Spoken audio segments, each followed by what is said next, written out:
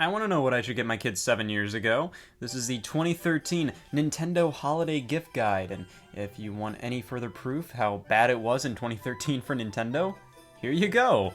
The Holiday Gift Guide. This is all in print. How how much Nintendo was struggling. The 3DS was doing pretty good around then. I'm mainly looking on the left side of the screen here. But you know, on this side, things were looking pretty good. 2013 was a fantastic year for the 3DS. It was okay for the Wii U. It was pretty decent. In the latter half, you know, a lot of pretty solid titles released. But you know, it wasn't really a game changer. In fact, I think 2013 really cemented the idea that the Wii U wasn't going to do that well for Nintendo. 2013 was just kind of a busy year overall. You know, you had a lot of announcements. You had Smash Brothers announced, Mario Kart 8 announced, and you had stuff like Mario 3D World come out, Wind Waker HD, Wonderful 101, Pikmin 3, Game & Wario, Lego City Undercover, Wii Party U, it's just to name a few Wii U games. But on the 3DS side of things, you know, we had Fire Emblem Awakening, Luigi's Mansion Dark Moon, Lego City Undercover The Chase Begins, Donkey Kong Country Returns 3D, Animal Crossing New Leaf, Mario & Luigi Dream Team, Pokemon X and Y. Obviously, that's a big one. That came out the same day as the 2DS, which was the budget 3DS. So I think, you know, you could kind of see, you know, oh man, Nintendo's tricky. Oh man, why did they release those two on the same day? I wonder why. And then Zelda Link Between Worlds, Mario Party Island Tour to cap things off. Obviously, like you can see, it was a big year. Mario Party Island Tour released. But yeah, this was like one of the first Nintendo brochures that I picked up. This was the year I actually started like caring about video game collecting or just like saving stuff, and I saw this at the store and I thought, hey, I should pick this up. I believe this was out of Best Buy, but they probably had these at various other stores like Target or Walmart, GameStop probably. But yeah, we have Wii U with New Super Mario Bros. U, 2 Wii remotes. They released Mario & Luigi Special Edition controllers back then, and then the 2DS with Mario. I was gonna say Mario Kart 7, but no, that is Mario Party Island Tour, and then a 3DS XL with A Link Between Worlds. So let's see. There's actually quite a bit going on here. This is a fairly meaty brochure. There's a lot to cover. So the Mario and Luigi Wii U Deluxe set. This was what replaced the regular bundle. They just the original Wii U Deluxe set came with Nintendo Land, and in 2013 they swapped over from Nintendo Land to New Super Mario Bros. U and New Super Luigi U. Sure. I think Nintendo Land was still always like that worked the best as a pack-in. I remember specifically, I think they swapped the games out. They made New Super Mario Bros. U and Luigi U as the pack-in, and then they made Nintendo Land a bundle with the Luigi Wii remote, so you could get Nintendo Land with a Luigi Wii remote for $60. And I did buy that bundle, not because I needed Nintendo Land. I already had Nintendo Land, but around like 2014 or so, I believe, I saw that Nintendo Land bundle at a store for like $20 on clearance. So I thought, hey, I get an extra copy of Nintendo Land and a Luigi Wii remote. I would have bought a second copy of Nintendo Land anyways, because I'm an idiot. You know, so why not?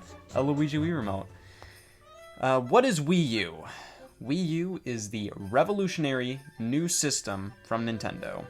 I like how you can see this was when they were very. This was obviously the biggest problem with Wii U, the fact that nobody knew it was a new system. Most people saw it as a controller add-on for the Wii. So they have to put in the biggest, boldest letters they could, revolutionary new system. Featuring high-definition graphics, the innovative Wii U gamepad controller, and a vast collection of incredible games that are only on the Wii U system. Yeah, they were really, they were really like just smacking you on the head, trying to get people to actually realize This is a new system. Maybe they should have made games for it that didn't look like Wii games, like New Super Mario Bros. U. But whatever. I was playing Super Mario 3D World, which was the hot game that holiday. I like Mario 3D World. I mean, like, obviously, back then, when it first released, I loved it. Well, actually, when it was first announced, I was lukewarm on it because it didn't look that impressive. And then when it released, I loved it. And then as time went on, I was just like, oh man, is this all we're getting on Wii U? As the only 3D Mario game on a system, yeah, I think it falls flat. But now that we got Mario Odyssey a couple years later, playing this game is, you know, I think you can appreciate it in a new light. You know, it doesn't feel like, oh, this is all we're getting for 3D Mario now. It's just more so, oh, this is, you know, a different type of 3D Mario, which is what it always was. But it always felt weird being a different type of 3D Mario when you didn't have the sandbox open world 3D Mario for this to supplement, you know. But you know, playing it now, it's a fun time. It's a really fun game. There it goes. And then Wind Waker HD. That released early digitally. That was like a really, that seemed like a interesting experiment from Nintendo, where in September of 2013, they announced that the Wii U deluxe set, they were basically getting rid of the basic set, which I never understood. They had the basic set, which was 8 gigabytes and white, for $300, and the deluxe set, which was 32 gigabytes, and included pretty much, literally, like, as much plastic that could fill a landfill as you could possibly imagine. You had, like, extra stands, you had a game included, which was Nintendo Land at the time. You had a bunch of stuff included, and it was 32 gigs, and it was a black bundle, and you had the digital deluxe promotion, which meant, like, every game you would have bought on the eShop, you would get points for, and then you could transfer those points. I mean, you could redeem those points for gift cards in the Nintendo eShop and all that stuff. Basically, it didn't make any sense to not buy the deluxe bundle. So they just got rid of the basic set, and they just knocked the deluxe set down to $300. And I always felt that that was a really, that was a missed opportunity to take the basic set and knock that down $50 as well to $250. I assume they definitely didn't do it because they would be taking a huge loss on that system, but I just felt like at $250, I feel like a lot more people would have hopped on the Wii U, even if it was just the basic set. But around the time they announced that, well, I mean, the exact time they announced the price drop and the basically getting rid of the basic set for the time being, it still existed with there was like a Skylanders bundle like a year or so later, where the basic set, or I think the basic set, I don't know, the Skylanders bundle might have been in 2013, but regardless, that was like, the basic set did exist a little bit here and there, but it was primarily the deluxe set from there on out. I'm rambling. Either way, Wind Waker HD was announced to be releasing earlier digitally in September, and then in October it released like physically, which was weird at the time. But now that's something that happens all the time. Games release digitally first, like, so often. But I believe this came out digitally in September alongside a Wind Waker bundle, which, who knows, this might be the Wind Waker bundle might be in the catalog. Wii Party U. I've only played a little bit of Wii Party U, and I didn't really like it. I don't know. I liked Wii Party. My favorite parts of the original Wii Party were when they found really neat ways to use the Wii Remote. Like, my favorite game was when you'd have to take your Wii Remote, and everybody else in the room had to leave, and you had to hide your Wii Remote, and it would play random sounds, and they would have to try to find it. That was super fun. That was a really unique use of the Wii Remote. And they do similar stuff with the Wii U gamepad in this game, and I can commend them for that, but I don't know, like, just the things I played in Wii Party U weren't that fun to me. I think I mainly played, like, the board game mode, and they did some really, like, kind of annoying things with the gamepad. They weren't really fun or interesting. They were just kind of like, oh, look, you're using the gamepad. It was more so annoying rather than fun.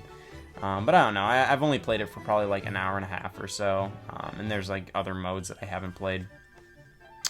But this was like a really good deal. You got a Wii Remote Plus in that bundle for it was like $50 overall, and Wii Party U is like a full game. Like that was like a really good deal because you know, that it was kind of the same pricing structure as Wii Play back in the Wii days, where Wii Play was $50 and it came with a free Wii remote. But the difference is Wii Party U is a much more fully fleshed out game. Now I don't know if it's like it's definitely not as fondly remembered as Wii Play because not as many people bought Wii Party U. But you know, it was still like that's a really good deal, and it also came with like a stand for the gamepad because if you put your gamepad on a coffee table, it would just constantly just keep firing the triggers of the Wii U gamepad. So there were a lot of tabletop games in Wii Party U where you'd want to set your gamepad on the table, and the horizontal stand was to alleviate that kind of problem. Mario and Sonic at the Olympic Winter Games, Sochi 2014. I actually haven't played this one yet. I do own it, but I have not played this, and it also had a Wii Remote bundle, except I believe this one was $60. I don't know if that's embarrassing that I remember pricing of a lot of these Wii U bundles, but hey, might as well use that knowledge when I can remember it. But I only played Rio 2016 on Wii U, and that wasn't that good. But from what I remember, from what I've seen, it seems Sochi 2014 is a better overall game because Rio 2016 was just kind of rushed. It was obviously like they didn't have much of a budget for it, and it was just kind of to barf out a Mario and Sonic game in time for the Olympics, and that's all it really was. But the Olympic Winter Games, like, it wasn't that great, but it at least had a bit more to it, I guess. There was Wii Fit U, which this was this was free at the time, or like you could just download it and it was free and you could play the game for a full month. which I don't know if that meant, like, I assume that meant this game did not sell well when it finally did come out as like as a disc. You would have to you would download it for free and you could play it just fully, like the full game for a month.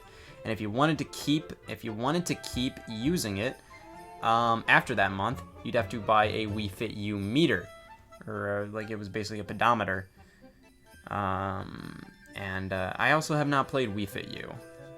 I saw that it looked like it was a solid little upgrade to Wii Fit, but I haven't played that one. That's actually, I believe, outside of Wii Chess, which I do own Wii Chess. Don't look at me like I don't own Wii Chess.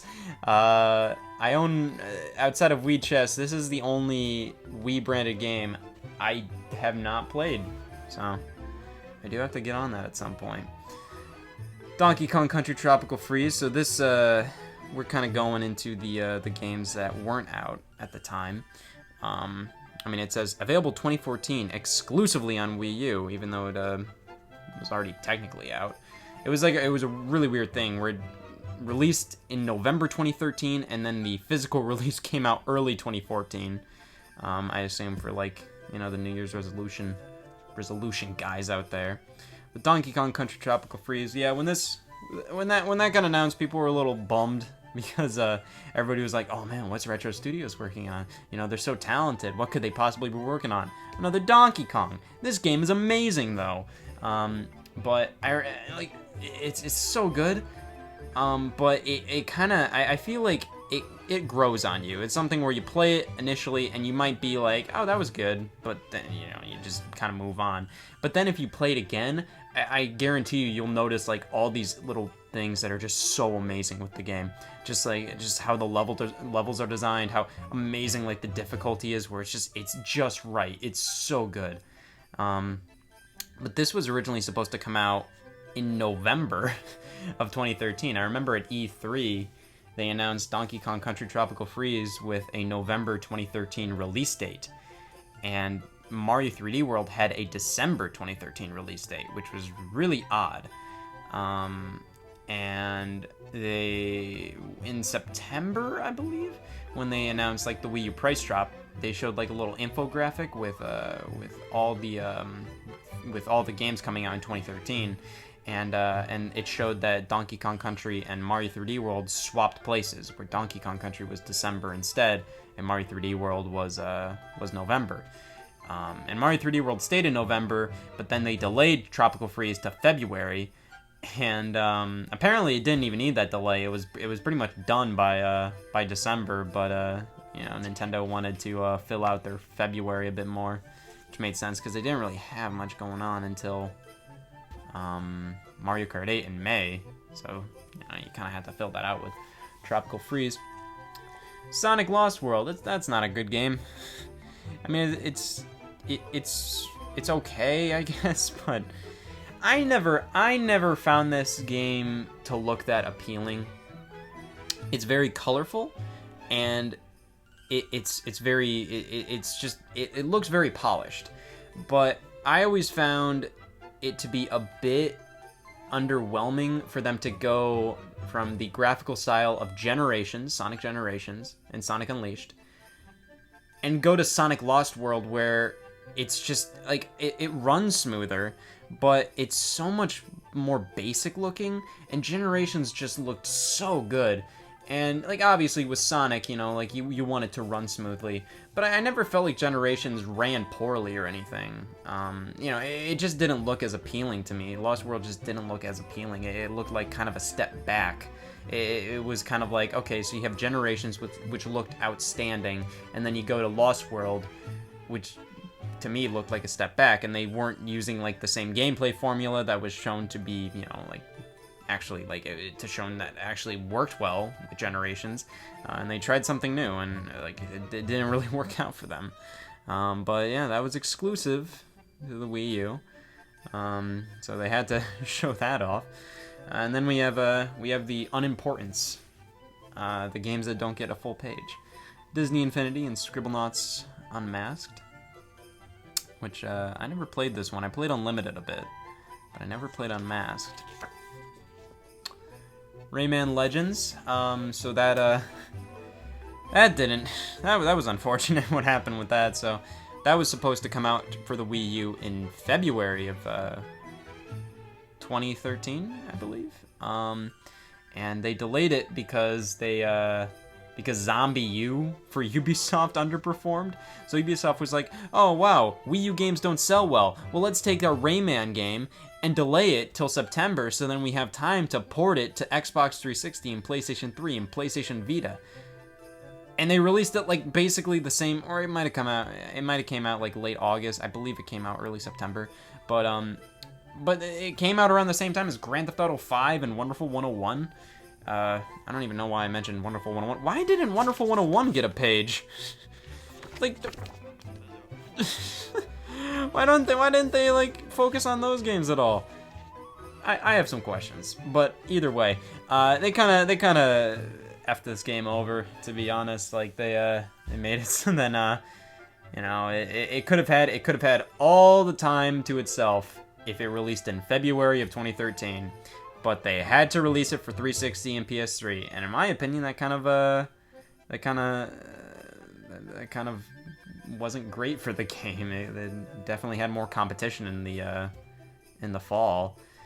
But you know, I mean, it's still a good game. But I think if it released when it was supposed to, it would have done a bit better. Skylander Swap Force, Just Dance 2014, Planes. Okay, these two I can understand why they would show them here. They would have little like blurbs just talking about them. This one not so much. Disney's Planes. Well, you can have a blurb about any one of these games, and that would have made so much more sense. Why did Disney's Planes get a blurb? Why did this game get a blurb? Why? Like, like, of course, like, it's like one of those things where, of course, like, Nintendo probably wonders, like, oh man, why didn't Wonderful 101 do better than we expected? Why didn't Pikmin 3 do better than we expected? Why didn't Game & Wario do better than we expected? Because you gave Disney's Planes all the marketing, all the marketing budget there. Why? I assume it's because these games were slightly older, as in they weren't, like, they didn't come out right, like, they didn't come out, like, around the time where they would have been, like, fully relevant, I guess, to be in the holiday brochure. I don't know, man. I feel like Wonderful 101, that was like September or so, at least here in North America, or these at least. But you know, this obviously is more for families. This brochure is obviously more for families, and these are, you know, spooky, mature games. But here we have Wii U accessories and features, off TV play, which I think is an odd thing. I always found that to be kind of odd to market so much like this, as if it's like a feature across the board on the Wii U, because it's not. Because some games have off TV play and others don't. Others use the gamepad too much. So I just kind of think like, to me, it would have probably made more sense to just limit it so then either all Wii U games use off TV play, or not all of them do. Or as in, like, none of them do. Because then you could actually market it as a feature. I don't know, I'm kind of just talking out my ass right now, so I might have just said something that I don't actually agree with. I mean, like, I'm just kind of saying, like, it's weird to market it as a feature when, like, not all games use it, even though it says continue to play specifically designed Wii U games using just the Wii U gamepad. It's like, I don't know, what if somebody buys, I don't know, Game & Wario, and they're like, I want to play this off the TV. And some of the games you kind of can, but most of them, you know, use the gamepad in tandem with the TV. So I don't know. There's Miiverse, Wii U Chat, Nintendo TV.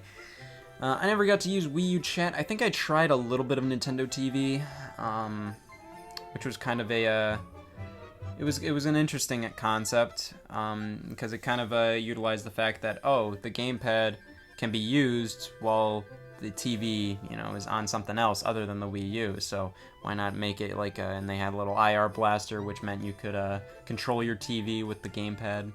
So, you know, why not use it as like an all-in-one remote control? And they also did a thing where they could combine, you know, or you could just search for certain TV shows, and it would show you, it's just like, oh, this is on Hulu, this is on Amazon, this is on Netflix. So many things do that now. You can just look up shows on Google. My Roku TV has an option where I can just search for a show, and it will show like everything it's possibly on, which is very convenient. So they were a little ahead of the time with that, I guess. But you know, I think this service ended around like 2015, maybe 2016. But you know, it ended before the Wii U was completely irrelevant. So. That's a little sad. But we have the Mario and Luigi Wii remotes and all the other colors they had. The Wii U Pro controller, which is a fine controller. I just don't like how the buttons are on the bottom. I don't like that. And the nunchucks. The Nintendo eShop and eShop gift cards. So it just kind of shows what they looked like back then, I guess. Available in the Nintendo eShop. It's weird that they show off 3DS stuff before they even got to the 3DS portion. Wii Sports Club was out. Well, at least like what was it? It was they had bowling and tennis. They had like a little subscription, or at least they sold the sports separately, and you could do a subscription model where you could buy you could buy a pass to play one sport for one day, and then you have to buy another. I did not understand. I did not understand. I could not even fathom anybody actually doing that. They showed virtual console games: Zelda 1, Mario World, Donkey Kong, Cloudberry Kingdom. That was an interesting one. I believe that was done by Ubisoft. That was an interesting one. But it's also a little weird that they'd specifically highlight that here. Then Trine 2, but Trine 2 came out like at the launch of the system, which makes it even weirder that they don't focus like they would be like specifically like, oh no, we're only gonna focus on these games, the ones that recently came out, but games that were only a couple months old, yeah, we're gonna relegate those to the also available section. But then when you're gonna highlight eShop games, oh man, Trine 2, yeah, that's relevant. Especially Pushmo. Pushmo came out in 2011. Mario and Donkey Kong Minis on the Move. That was the most interesting Mario versus Donkey Kong game, and it wasn't even Mario versus Donkey Kong. It was Mario and Donkey Kong. But that was like a 3D overhead game where you had to put together, like, it was basically like a little tile puzzle where you had to build a path for a mini Mario to walk on. And it was pretty fun. You know, it wasn't like the most original thing in the world. You know, there's a million games like that, but you know, it was pretty cool. It was a different thing. I like that. Pushmo, Mario Land, Kirby's Dream Land 2, SteamWorld Dig debuted on the 3DS. Ace Attorney, Phoenix Wright, Dual Destinies, got a mature rating, warranted. And then the 3DS XL. This was one of the best upgrades for the 3DS. I remember people weren't necessarily asking for a 3DS XL back then. Everybody wanted the 3DS Lite. So when the 3DS XL got announced, I think I was just like, oh, what? Like, who was asking for that? But, you know, it really didn't matter. I think, obviously, you know, this was around the time that they were upgrading. Like, smartphones were just getting bigger and bigger and bigger. You know, tablets were much more popular than they were back when the original 3DS released. So, you know, I think the original DSi XL was kind of marketed as an old person game console. This was more marketed as, oh, this is the ultimate 3DS. You know, yeah, bigger screens, bigger buttons. Everything felt so much better on this model. Just like the feel of the buttons, the fact that it wasn't like a glossy finish. It was kind of a matte finish, which felt so much better. And this is one of the most beautiful special edition consoles I have ever seen in my life. I adore this one. I love how just bold it is. How and it fits with A Link Between Worlds. Like the fact that you have you know, the low rule Triforce there, and then the high rule. You know, it kind of represents both of the worlds in A Link Between Worlds. It's really great. I still want that. I definitely want to kind of try to find it on eBay. And then the original 3DS was still kicking. They had it as kind of like a weird middle child option, where it's kind of like it's like one of those weird things where it's just like, okay, I can understand why you'd want the 2DS, but if you're gonna, like, that was like $130, and then the 3DS was like $160, $170. But for only $30 more, you might as well spring on this. So it's like, it's one of those things. But to be fair, you know, $30, that's an entire, that could be a full game that you could get for that. So I get it, but it's also one of those things where I always kind of have the mindset where if you're already spending that much money, you might as well save like another $20 or so and get the better model. But I don't know. The 2DS also they also released these carrying cases with it. I was randomly really curious, and I decided to try to find these on eBay. They're kind of hard to find because I don't know what to search for, because whenever I just type in 2DS carrying case, there's stuff like this, but it's without the Nintendo logo, like they're third-party knockoff cases. So, I don't know. I don't know if those are hard to find or anything right now. There's Pokemon X and Y. That was kind of a big moment for the 3DS. It was literally like, for the longest time, for the first 2 years of the 3DS's life, it felt like Pokemon Company was just refusing to put a Pokemon game on the 3DS that wasn't a spin-off. They had like Pokemon Mystery Dungeon game, they had Pokemon, oh god, oh man, Pokemon, oh my god, why?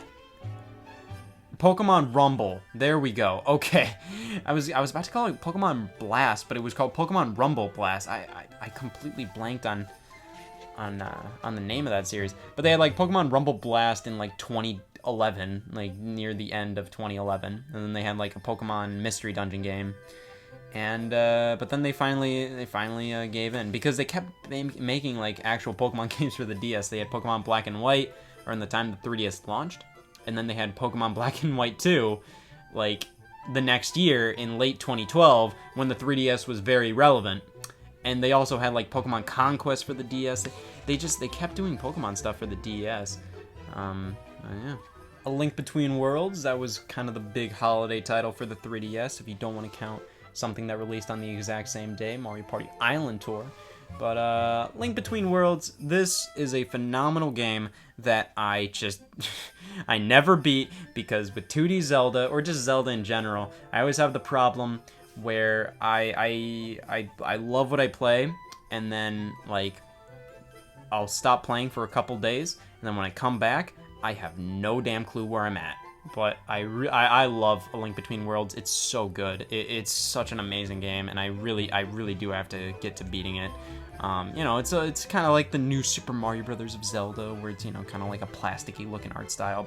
But I think it works for this game, and it's not overused like the new Super Mario Brothers art style. Like, they didn't really like overuse this art style. But Mario Party Island Tour, I never played this game, but from what I've seen, it looked terrible. It was kind of like it was kind of a mix between old Mario Party and Mario Party 9. And I don't like that. Just do old Mario Party. Or at least have a better idea than Mario Party 9. But Skylanders Swap Force, Sonic Lost World. This was always very impressive to me. Like, Sonic Lost World didn't really impress me in terms of the art style for a Wii U game, but for a 3DS game, you know, this was a fully 3D Sonic game on the 3DS. That was pretty cool. Batman Arkham Origins Blackgate. That's weird that they would give Blackgate a blurb, but Arkham Origins on Wii U just kind of got relegated to also available on. Shin Megami Tensei 4.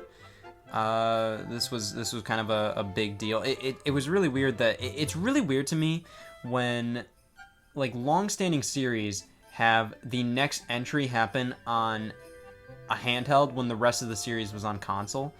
And I'm mainly referring to like Shin Megami Tensei 1 through 3 were, you know, on consoles. You know, 3 was on the PS2, I believe, and then 4, like years later, it's on the 3DS. The same thing happened with Dragon Quest. Dragon Quest, you know, has always been like a console series, you know, in terms of like where the mainline entries initially appeared.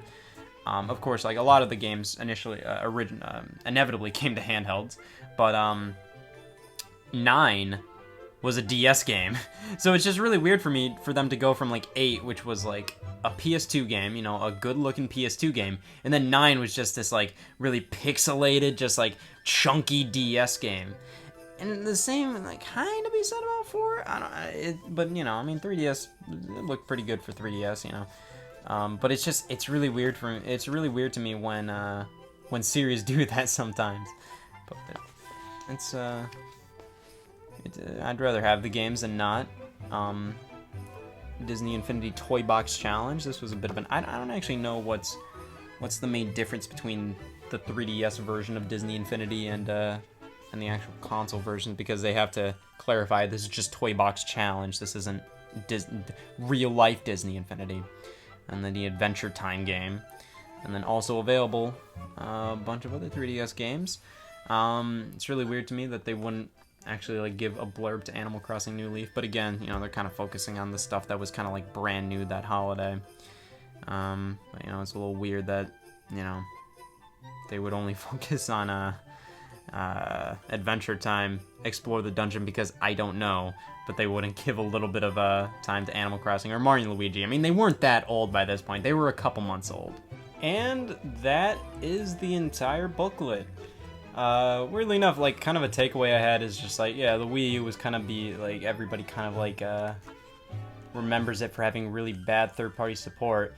But, you know, I mean, they focus on, you know, they showcase these 4 games, and, you know, these were big boy games, you know, these were big games in 2013.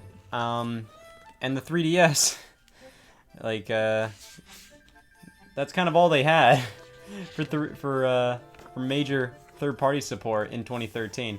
The 3DS didn't have great third-party support, now that I think about it. I mean, like, it had some great RPGs and stuff like that, but thinking about it, like, most of Nintendo really did most of the heavy lifting on 3DS in terms of kind of the big games. But yeah, 2013. This was obviously kind of like one of the years where Nintendo was starting to kind of realize, man, things might not be looking too great for that guy. But I don't know. I still have a lot of fond memories of this year. It was a pretty fun year for Nintendo fans. It was a very interesting year because they announced the 2DS. And they kind of announced a lot of games like Smash Brothers, Mario Kart, that were kind of like, oh man, you know, these are big games, you know, I can't wait for them. And the games they actually released in 2013 were really quite good. I really did enjoy them. Except for that one, because I never played this one.